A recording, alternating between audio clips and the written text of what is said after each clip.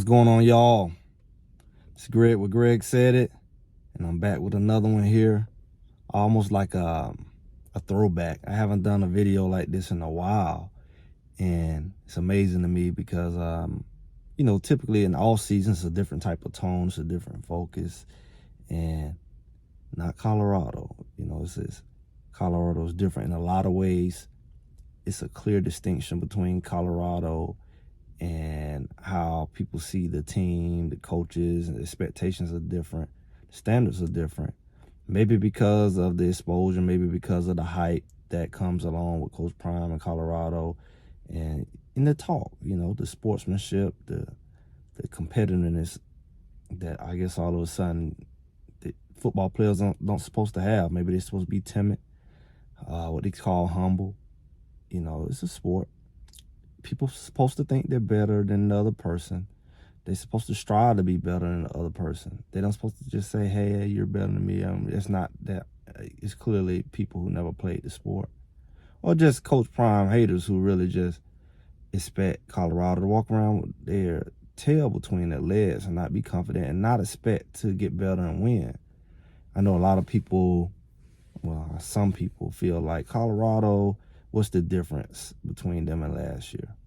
And it was a lot of hype and a lot of things, and record-wise and even performance-wise, in a lot of ways, they didn't live up to what people expected them to live up to.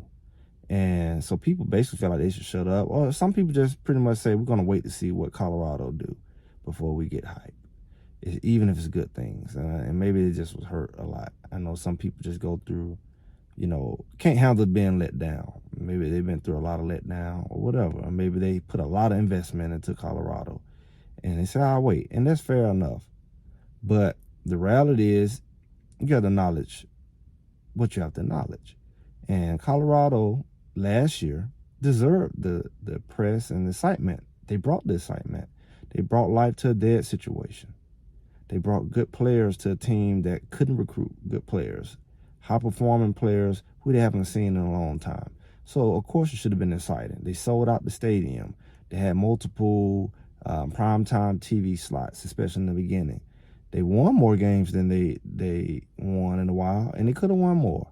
So for you to say just because they didn't do exactly what you felt or exactly what they said or seemed to was saying that they failed or that they didn't deserve the hype, that's nonsense. Everything about the revenue that it brought, the attention it brought, the hope that it brought was worth the hype. Just bringing Coach Prime with the potential to do well is plenty. So when you look at this year, it's the same way.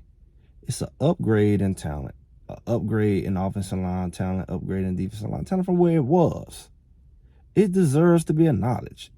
Why should we tell people to hush because certain people feel like you can't speak until whatever? That's their opinion.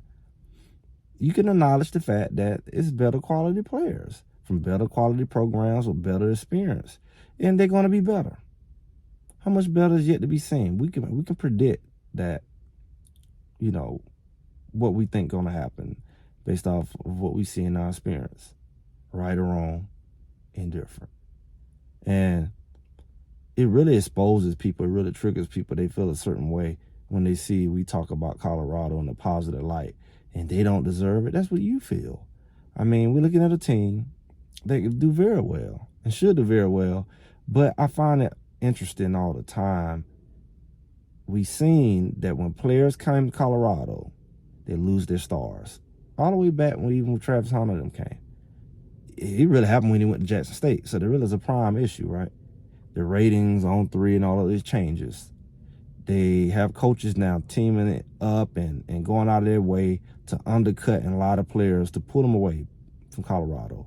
They're paying players to not go to Colorado. You're hearing all this stuff come out. The players are releasing it. It's a known fact at this point. And the comments they make are just ridiculous. It's beyond football.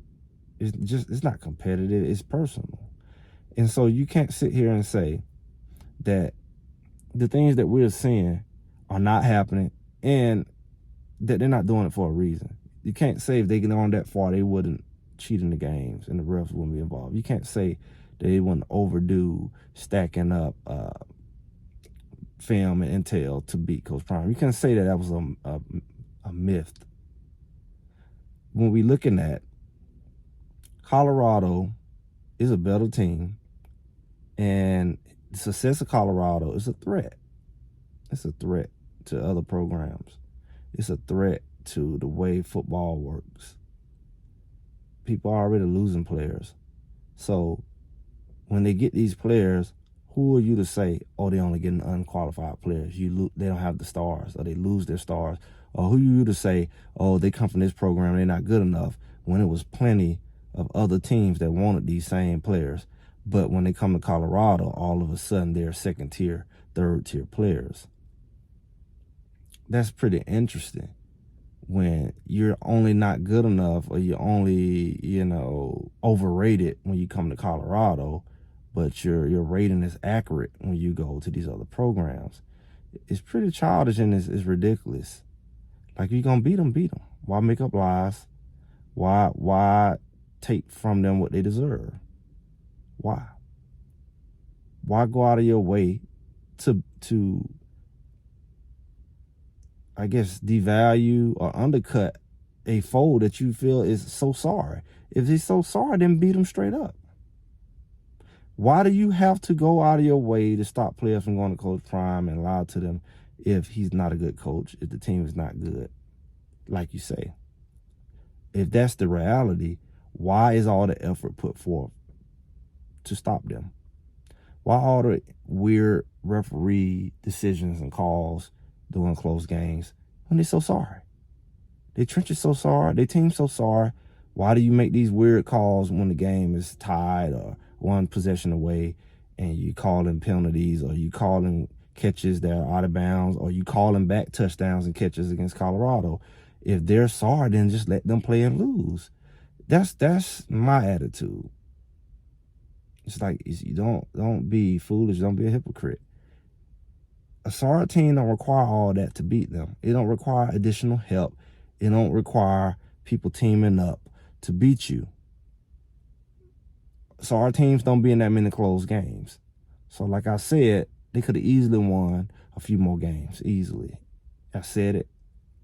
I established it. I gave examples. It is what it is. And I'm saying right now that with the team they had last year and their additions this year and the maturity of this team, it's not a question if it's a winning team. I would think that going 8-4 would be average for this team, really below average, for the fact that Shador's leaving, Travis leaving, others. I really think it's a 10-2 type team at the minimum. If they make a run, they go 11-1, 12-0, great. But that's that grace I give them. But that's a successful year for this team, from what I see. Oh, they not that good. They are that good. They had some flaws. They had some growing pains. And even with all of them, people needed help to beat them. Now take that to the bank. And I don't think that it's going to go away. Like I said, people try, it's the Pac-12. You're blind as a bat. It's not a Pac-12 thing. These people wasn't just Pac-12 that had an issue with him. It was people all over. People all over helping, not just Pac-12. And that's not going to stop if it didn't exist only in Pac-12. Right? People still going to team up. The referee's still going to do stuff. And those are variables that we can't fully control.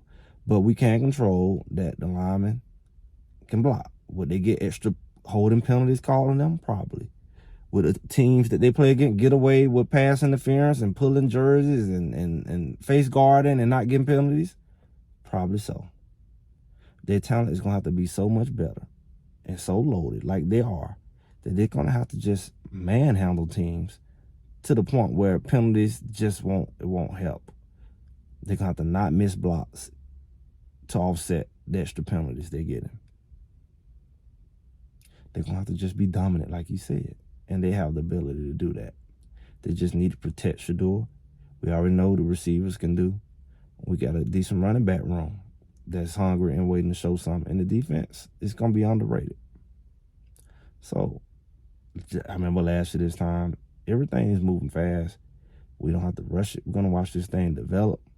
Well off is on point. Rich people's on point. They putting the content out there. They verify a lot of stuff that we seeing. So we're gonna see. Let's follow this thing through. Make sure y'all like, share, subscribe. This is Greg. Greg said it. Make sure y'all stay tuned. Like I say, it's gonna be an interesting, bumpy ride. And with that, y'all have a good one. I'll talk to y'all soon.